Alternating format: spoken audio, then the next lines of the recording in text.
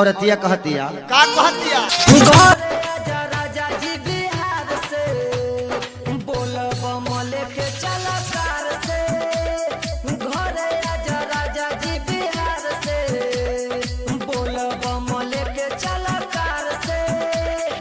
कांवर उठाएम तोरा नाम से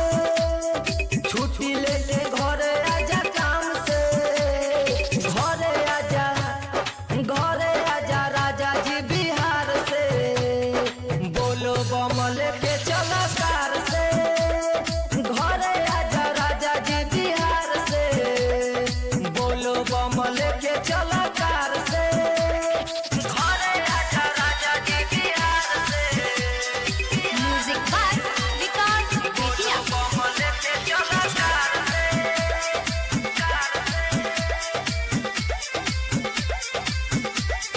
बुक बलोरो के राजा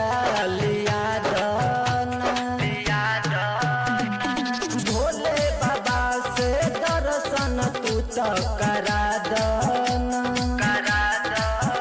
लागे अगल बगल सब जाए लागल बा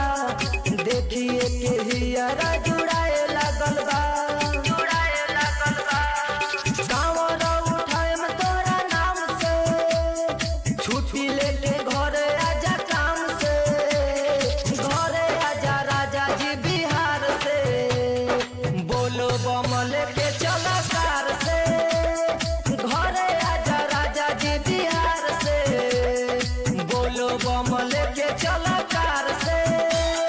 घरे आजा राजा जी बिहार से म्यूजिक बाय विकास बेतिया बोलो बमल के चला कार से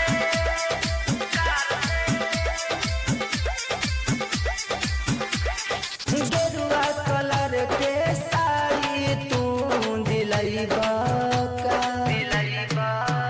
यार काटे पकावर हमारा तू उठैबा यार बोलो बामा बोलत चली राजा जी इरफान भी संगे संगे बोली राजा जी